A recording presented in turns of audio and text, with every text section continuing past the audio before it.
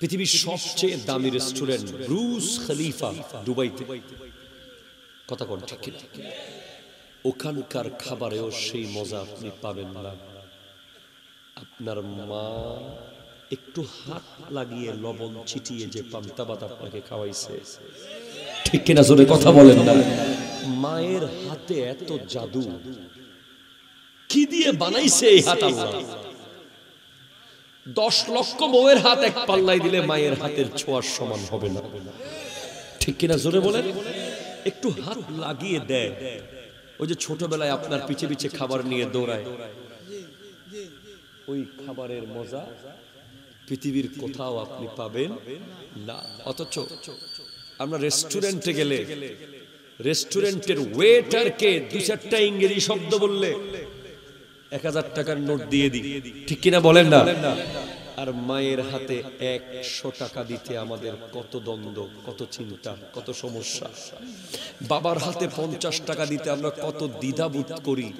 সেজন্য বাবারা আমার, যারা বাবা মার বিরুদ্ধে আছেন, কোন কারণে বাবা মাকে কষ্ট দিয়েছেন, আগামীকাল মাগরিবের আগে মাপ চেয়ে নেবেন ইনশাআল্লাহ। বলেন আগামীকাল মাগরিবের আগে, না হলে আগামীকাল কত মানুষ কত নিয়ামত পাবে, কিন্তু আপনি কিছুই পাবেন না।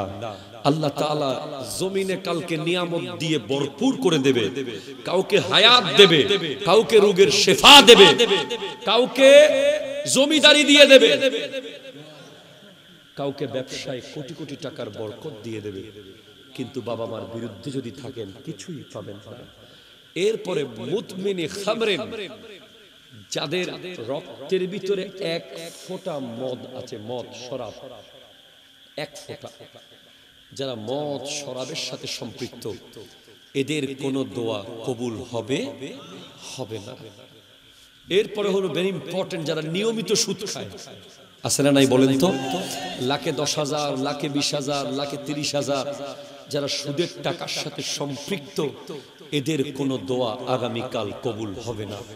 বাবারা আমার, এক মাদ্রাসার মাঠে আমরা এসেছি, আসিপুর গাউসিয়া সুন্নিয়া হিফজুল কোরআন মাদ্রাসা। এই মাদ্রাসাকে দেখভাল করার দরকার আছে না নাই?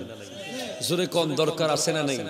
মনে রাখবেন, আমার নবী বলছেন, মান সালাকা তরিকান ইয়াতলুবু ফিহি ইলমান সালাকাল্লাহু তরিকাম মিন তুরুকিল জান্নাহ। যে ব্যক্তি আল্লাহর দ্বীনি ইলম শেখার জন্য ঘর থেকে বের হয়, আল্লাহ তাকে জান্নাতের রাস্তা দিয়ে চলায়। জোরে বলেন সুবহানাল্লাহ। এই মাদ্রাসায় যারা পড়ালেখা করে, এই সমস্ত ছাত্ররা যারা বিভিন্ন জায়গা থেকে হেঁটে হেঁটে আসে, তারা কোনো আপনার এই আসিপুরের রোড দিয়ে হাঁটে না, বরং তারা জান্নাতের রোড দিয়ে হাঁটে। ওয়া ইন্নাল মালাইকাতা লাতাদউ আজনিহাতাহা রিদান লিতালিবিল ইলম। এই তালিবুল ইলমদের জন্য, যারা কোরআনে হাফেজ হবে, যারা ইলমে দ্বীন শিখবে, তাদের জন্য আল্লাহর ফেরেশতারা ডানা বিছিয়ে দেয়। একটু জোরে বলেন সুবহানাল্লাহ। ওয়া ইন্নাল আলিমা ইস্তাগফিরু লাহু মান ফিস সামাওয়াতি ওয়াল আরদ ওয়াল হিতানু ফি জাওফিল মাই। আলেম হলো তারা যাদের জন্য আল্লাহর জমিনের সমস্ত কীট পতঙ্গ, গাছপালা, সাগর, নদী দোয়া করে। সহিহ হাদিস। এমন কি ওয়াল হিতানু ফি জাওফিল মা, সাগরের একেবারে নিচে যেই প্রাণী থাকে, যেটা কোনোদিন উপরে উঠবে না, এখানেই থাকবে, ওখানেই মারা যাবে, ওই প্রাণী পর্যন্ত আলেমের জন্য দোয়া করে। আপনার প্রশ্ন আসতে পারে, হুজুর সাগরের মাছ কেন আসিপুরের ছাত্রদের জন্য দোয়া করবে? গাউসিয়া মাদ্রাসার গাছের বাস কেন দোয়া করবে? উত্তর আসে, মুফাসসিরিনে কেরাম লিখছেন, মাছ আলেমের জন্য দোয়া করে না, নিজের জন্য দোয়া করে। গাছ আলেমের জন্য দোয়া করে না, নিজের জন্য দোয়া করে। তার মানে পৃথিবীতে যতদিন একজন আলেম বেঁচে থাকবে, একজন হাফেজে কোরআন বেঁচে থাকবে, সাগরে পানি থাকবে, গাছে ফুল ফুটবে, সূর্য উঠবে, চাঁদ আলো দেবে, আল্লাহ কিয়ামত কায়েম করবেন না। এজন্য এই আলেমদেরকে মোহাব্বত করার দরকার আছে না নাই? এই যে পাগড়ি পরা হাফেজেরা এতক্ষণ বসে আছে, আপনাদের সামনে ফুলের মতো ফুটে আছে, এদেরকে এক গ্লাস পানি যদি কখনো খাওয়াইছেন, কাল হাসরের মাঠে এটা আপনাকে জান্নাতে নেওয়ার ব্যবস্থা করবে। তাদেরকে একটু আদর কখনো করেছেন, এটা আপনাকে জান্নাতে নেওয়ার ব্যবস্থা করবে। এই হাফেজদেরকে জাহান্নামের গেইটে নিয়ে আল্লাহ বলবেন, যা তোর পছন্দ মতো 10 জন জাহান্নামীকে নিয়ে জান্নাতে চলে আয়, যাকে মন চায় তাকে ধরে নিয়ে চলে আয়। এমনকি হাফেজে কোরআনদেরকে বলা হবে, তিলাওয়াত করতে থাকো আর জান্নাতের উপরের দিকে যেতে থাকো। হাফেজরা কোরআন তিলাওয়াত করবে, যতটুকু তিলাওয়াত করেছে শেষ করবে, ওই কামরা জান্নাতে হবে সেই হাফেজের। জোরে বলেন সুবহানাল্লাহ। বর্তমানে স্কুলে কি শিখাচ্ছে? শরীফ শরীফা। কথা বলেন ঠিক কিনা? জোরে বলেন না। ইভেন মাদ্রাসায় নবম শ্রেণীর বইয়ে, নবম দশম শ্রেণীর ইসলামের ইতিহাস বই, আমি নিজে অনেকদিন পড়িয়েছি, ছোট্ট ঝালমুড়ির মতো, একটা ঝালমরিচের মতো, ধান্যমরিচ, ধান্যমরিচের মতো একটা বই, ইসলামের ইতিহাস, যেখানে আমার নবীর জীবনের সমস্ত ইতিহাস সংক্ষেপে আনা হয়েছে, 4 খলিফার জীবনী আনা হয়েছে, যেখানে আনা হয়েছে বাংলাদেশ ইসলাম প্রচার করার অবদান যাদের শাহজালাল ইয়েমনির কথা আনা হয়েছে, যেখানে শাহ সুলতান বলখির কথা আনা হয়েছিল। এই বছর থেকে সেই বই স্টপ করে দিয়ে এখন নতুন বই দেয়া হয়েছে, ইতিহাস ও সামাজিক বিজ্ঞান, যেই বইয়ে ইসলামের কোনো ছিটে ফোঁটা নাই, শুধুমাত্র কিছু 2-4টা কথা আছে, যেখানে ফিলিস্তিনের পতাকা নাই, যেখানে ফিলিস্তিনের মানচিত্র নাই। 149 পৃষ্ঠার মধ্যে একটা মানচিত্র আছে, যেখানে গোটা জায়গায় লেখা আছে ইসরায়েল, ফিলিস্তিন লেখা নাই। তাহলে বুঝতে হবে এক ধরনের মহল আমাদের দেশকে ইসলাম থেকে দূরে নিয়ে যেতে, ইসলামী সৌন্দর্যকে, কোরআন সুন্নাহর এই দেশকে কোরআন সুন্নাহ থেকে খালি করার জন্য প্ল্যান করছে, সরকারকে কুলুষিত করার প্রোগ্রাম করছে। ঠিক কিনা? কথা ধরে বলেন। এই মুহূর্তে আপনার ছেলেকে মাদ্রাসায় পড়ানোর কোনো বিকল্প তেমন নাই।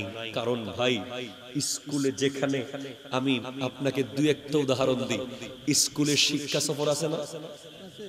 কথা কন আছে না? নেই ভাই? আপনারা তো কষ্ট হন নাকি? অবাধ্য কষ্ট হন না? বাজি শেষ করে দিম না, হলো ঘরে ঘরে মারহাবা। জোরে বলেন না ভাই, আপনাদের কি কষ্ট হচ্ছে? যে একটু জোরে বলেন তো সুবহানাল্লাহ, আল্লাহু আকবার, মারহাবা। দেখেন স্কুলের যে শিক্ষা সফর হচ্ছে, আপনি যদি নিজের চোখে দেখেন, আমি নিজের চোখে দেখে বলতেছি, আমার যদি ক্ষমতা থাকতো আমি ব্যানারটা ছিঁড়ে ওখানে শিক্ষার জায়গায় বেহায়া লিখে দিতাম, বেহায়া সফর। ঠিক কিনা? কথা বলেন না। এটা কেমন শিক্ষা সফর, যেখানে শিক্ষার কোনো ছিটে ফোঁটা নাই? আমরা যখন শিক্ষা সফরে যেতাম, আমাদেরকে ডায়েরি দেওয়া হতো, কলম দেওয়া হতো, কোন কোন জেলা দেখছো, কোন কোন থানা দেখছো, কোন কোন নদী দেখছো, কোন কোন কি দেখছো, সব লিখবা। নারীদের আলাদা গাড়ি, পুরুষদের আলাদা গাড়ি। ঠিক কিনা বলেন না? নারীদের গাড়িতে নারী শিক্ষিকা, পুরুষের গাড়িতে পুরুষ শিক্ষক। কিন্তু এখন যে শিক্ষা সফর দেখি, গোটা পথে হিন্দি গান, আর নারী পুরুষ একসাথে ওরে নাচ, মনে হয় বাসে 40টা সিটে 40টা শয়তান বসে আছে। ঠিক কিনা? কথা ধরে বলেন। আছে না নাই? এরপর আপনি দেখেন স্কুলের মধ্যে এখন নবম দশম শ্রেণীর বইয়ে, সপ্তম শ্রেণীর বইয়ে এমন এমন বিষয় তুলে দেওয়া হয়েছে, মাদ্রাসায়ও দিয়ে দিছে, যে 2 জন ছেলে মেয়ে একসাথে সাইকেল চালাচ্ছে, ওখানে লেখছে অনুভূতি প্রকাশ করি, জোর করে না বলি, যা মনে আসে তা বলি। আপনি নাউজুবিল্লাহ বলতেছেন না কেন? তার মানে কি বুঝাইলো?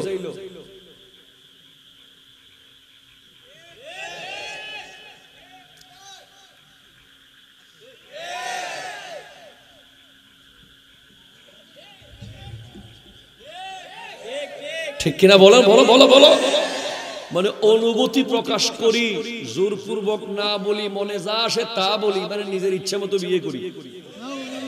নাউজুবিল্লাহ জোরে বলেন না। খবরদার, এই ধরনের কোন ষড়যন্ত্র আমরা সহ্য করব না। ঠিক কিনা? জোরে বলেন না। ইসলাম এটাকে সাপোর্ট করে না। আপনি বিয়ের আগে যদি কোনো মেয়ের সাথে সম্পর্ক রাখেন, কালকে আপনার দোয়া কবুল হবে না। আওয়াজ বন্ধ হয়ে গেছে কেন তোমাদের? এই তোমাদের আওয়াজ কোথায় চলে গেছে? আপনার যদি বিবাহ বহির্ভূত সম্পর্ক থাকে, হোয়াটসঅ্যাপে, ফেসবুকে, মেসেঞ্জারে, হবিগঞ্জের বাসতলে, কথা বলো ঠিক কিনা, খোয়াই নদীর ব্রিজের তলে যদি কোনো সম্পর্ক থাকে, আজকে এখন ব্লক করো, এখন ব্লক করো, এখন মাঠে বসে সিদ্ধান্ত নাও যে ব্লক, ঠিক কিনা কথা বলেন না? না হলে কালকে তোমার দোয়া কবুল হবে না। কারণ জেনা শুধু একসাথে ঘুমানোর নাম জেনা নয়, চোখের জেনা হতে পারে, দিলের জেনা হতে পারে, মনের জেনা হতে পারে, হাতের জেনা হতে পারে, পায়ের জেনা হতে পারে। যেই যুবক কোন বেগানা নারীর সাথে বিয়ের আগে সম্পর্ক রেখেছে, ওই স্কুলের বারান্দায়, কলেজের ব্যালকনিতে, ইউনিভার্সিটির পাহাড়ে সে জেনা করছে, ঠিক কিনা কথা বলো, কবুল হবে না। আর যদি জোর করে বিয়ে করে ফেলো পরিবারকে, মা বাবার অনুমতি না নিয়ে বিয়ে যদি করে ফেলো, তিনটা দুঃখে পড়বে, তিনটা দুঃখ। এক, জীবনে কোনোদিন স্ত্রীর সম্মান পাবে না, কথা কন না ঠিক কিনা বলেন? স্বামীর ইজ্জত কোনোদিন পাবে না। ওই মেয়ে তোমাকে কোনোদিন স্বামী হিসেবে সম্মান করবে না। সে তোমাকে হারে হারে চিনে, 10 বছর আগে থেকে চিনে, 5 বছর আগে থেকে চিনে। নতুন করে তোমাকে চেনার কিছু নাই, কোনো কৌতূহল নাই। রেগে গেলে বলবে, এই গরমকালে দেখাস, তোর ফগরের টাকা থাকতো না, আমার বাপ থেকে চুরি করে আনি দিতাম, তুই না সেটা, ঠিক কিনা কথা জোরে বলেন না? এরপরে তোমার প্রজন্মের কথা মাথায় রাখিও। তুমি যদি মা বাবার অবাধ্য হয়ে কোনো মেয়ের সাথে সম্পর্ক করে বিয়ে করো, তোমার প্রজন্ম যদি স্কুলে যায়, কলেজে যায়, তোমার সন্তানকে মানুষ বলবে, তোর বাপ মা তো প্রেম করে বিয়ে করছে, ঠিক কিনা কথা জোরে বলে। 3 নাম্বার, তুমি যদি রানী এলিজাবেথের মেয়েকেও বিয়ে করে নিয়ে আসো, যদি চুল পরিমাণ বেশ কম করে, তোমার আব্বা আম্মা নিঃশ্বাস ফেলবে ঘুমের ভিতরে বড় বড়। এই বদদোয়া তুমি সারা জীবন বয়ে যাবে। কথা কন, সময় এসেছে, আগামীকাল আল্লাহর কাছে আমাদের আমলনামা যাবে। সুবহানাল্লাহ জোরে বলেন না? আল্লাহর কাছে আমাদের কি যাবে? আমলনামা যাবে। আমার নবী এই মাসে বেশি বেশি রোজা রাখতেন। যখন আমলনামা আল্লাহর কাছে যাবে, আমার নবী বলেন, আমি চাই তখন আমি সেহরি অবস্থায় থাকি, অথবা ইফতার অবস্থায় থাকি, অথবা রোজার মুখে থাকি। তো তোমার আমলনামা যখন আল্লাহর কাছে যাচ্ছে, তুমি একটু খেয়াল করো, তোমাকে যখন আল্লাহ বানাচ্ছিল, ফেরেশতারা মানা করেছিল, আল্লাহ বলেছেন, ইন্নী জাইলুন ফিল আরদি খলিফা, এই ফেরেশতা আমি জমিনের মধ্যে আমার খলিফা বানাবো, মানে মানুষদেরকে বানাবো। ফেরেশতারা বলেছিল, আতাজআলু ফিহা মান ইউফসিদু ফিহা ওয়া ইয়াসফিকু দিমা ওয়া নাহনু নুসাব্বিহু বিহামদিকা ওয়া নুকাদ্দিসু লাক, আপনি কি এমন কাউকে বানাবেন যারা আপনার বিরুদ্ধে কথা বলবে, যারা রক্তপাত করবে, যারা মারামারি করবে, যারা কাটাকাটি করবে? আল্লাহ বলে, চুপ, তোমরা সবাই চুপ হয়ে যাও ফেরেশতারা। ইন্নী আলামু মা লা তা'লামুন, আমি যা জানি তোমরা তা জানো না, ঠিক কি না কথা বলে? বুঝেন, আমাদেরকে বানাতে মানা করেছে কারা? ফেরেশতারা। আরো জোরে, আল্লাহ ফেরেশতাদের বিরুদ্ধে গিয়ে আমাদেরকে বানিয়েছে। এবার তুমি যখন কোরআন সুন্নাহ বিরোধী কোনো কাজ করো, যৌক্তিকভাবে ফেরেশতারা আল্লাহকে বলার যুক্তি আছে যে, আল্লাহ আপনি না বলেছিলেন এরা ভালো থাকবে, আল্লাহ আপনি না বলেছিলেন এরা কোনো বেশকম করবে না, তাহলে এটা কে? উনি কে? লাখে 10,000 খাচ্ছে সে কে? বেগানা মেয়ের সাথে ঘুরতেছে সেটা কে? ঠিক কিনা কথা বলেন না? বাবা মার অবাধ্য হয়ে চলছে সে কে? টেবিলের তলে টাকা নিচ্ছে ঘুষ, সেটা কে? জায়গা দখল করছে সে কে? হয়তো ফেরেশতারা আল্লাহকে ভয়ে বলতে পারে না, কিন্তু আল্লাহর কুদরতের অন্তরে কষ্ট হয় কি হয় না? যে আল্লাহ তোমাকে এত ইজ্জত, এত সম্মান, আপাদে মস্তক, এত নিয়ামত। সুবহানাল্লাহ জোরে বলেন। দুরূদ শরীফ আল্লাহুম্মা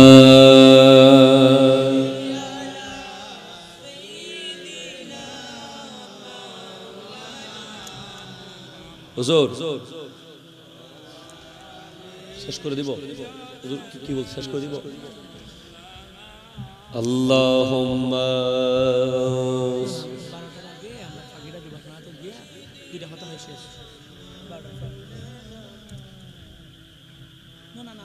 শেষ করে দিব। হুজুর কি বলতেছে? না না কিছু না, আমি বলছি না। সুবহানাল্লাহ ওয়ালহামদুলিল্লাহ লা ইল্লাল্লাহ লা ইলাহা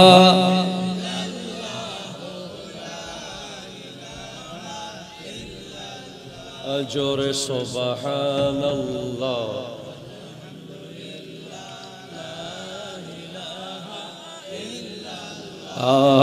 লা ইলাহা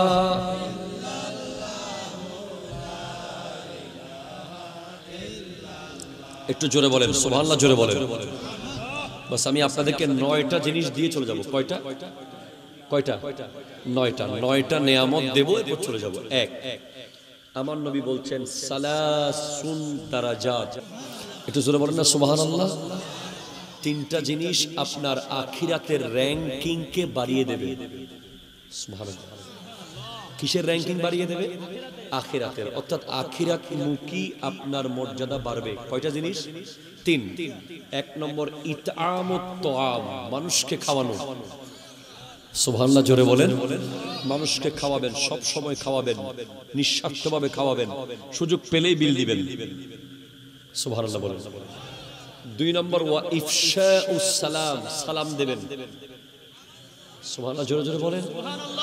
3 নম্বর ওয়াসসালাতুল লাইল ওয়ান নাসু নিয়াম, গভীর রাতের নামাজ, মানুষ যখন ঘুমিয়ে যায়। আগামী কাল রাতে সুযোগ আছে না নাই? কালকে কে কে গভীর রাতে চেতন থাকবেন? ইনশাআল্লাহ। এই গভীর রাতের নামাজ আপনাকে আখিরাতের র‍্যাঙ্ক বাড়িয়ে দেবে। কয়টা পাইছেন এখন? কি কি বলেন তো? 1 কি ভাই আপনারা, আমি দেখতেছি আপনাদের খেয়াল নাই কি? 1 নম্বর কি বলেন? 2 নম্বর কি? 3 নম্বর কি? গভীর রাতের নামাজ। আবার বলেন 1 নম্বর কি? 2 নম্বর কি? 3 নম্বর কি? সুবহানাল্লাহ জোরে বলেন। এবার সালাসুন মুনজিয়াত, 3টা জিনিস নাজাত দেবে। মানে আপনি জান্নাতের গেট থেকে সোজা ঢুকে যাবেন। সুবহানাল্লাহ জোরে বলেন। 1 আল আদলু ফিল গাদাবে ওয়ার রাজা, রাগের মাথায় আর ঠান্ডা মাথায় একই রকম বিচার করা। সুবহানাল্লাহ বলেন। রাগের মাথায় আর ঠান্ডা মাথায় কি বিচার? একই বিচার। রেগে গেছেন তো মেরে দিবেন, পরে আফসোস করছেন, হবে না। 2 ওয়াল কসদু ফিল ফাকরে ওয়াল গিনা, গরিব অবস্থায় আর পয়সাওয়ালা অবস্থায় একই রকম আচরণ করা। আপনি গরিব ছিলেন তখন একরকম ছিলেন, পয়সা হওয়ার পর আরেক রকম হয়ে গেছেন, এই ব্যক্তি জান্নাতে যেতে পারবে না। গরিব ছিল যেমন ছিল, পয়সা হওয়ার পর তেমন কথা বলে, তেমন আচরণ করে, সে জান্নাতে যাবে সোজা। 3 ওয়াল খাশিয়াতু ফিস সিররি ওয়াল আলানিয়া, গোপনে আর ওপেনে আল্লাহকে একই রকম ভয় পাওয়া। আপনি শবে বরাতের রাতে এসে মসজিদে আল্লাহকে ভয় পাইতে পাইতে টাইলস ভিজাই ফেললেন, অফিসে গিয়ে আর ভয় পাচ্ছেন না। ঠিক কিনা বলেন না? শবে বরাতের রাতে মসজিদে আল্লাহকে ওরে ভয় পাইতেছেন, ওরে কান্নাকাটি। দোকানে গিয়ে আর ভয় পাচ্ছেন না, বাজারে গিয়ে আর ভয় পাচ্ছেন না, ঘরের বেডরুমে গিয়ে ভয় পাচ্ছেন না, আপনি জান্নাতে যেতে পারবেন না। আপনাকে গোপনে আর ওপেনে সব জায়গায় একই রকম ভয় পেতে হবে। সুবহানাল্লাহ জোরে বলেন।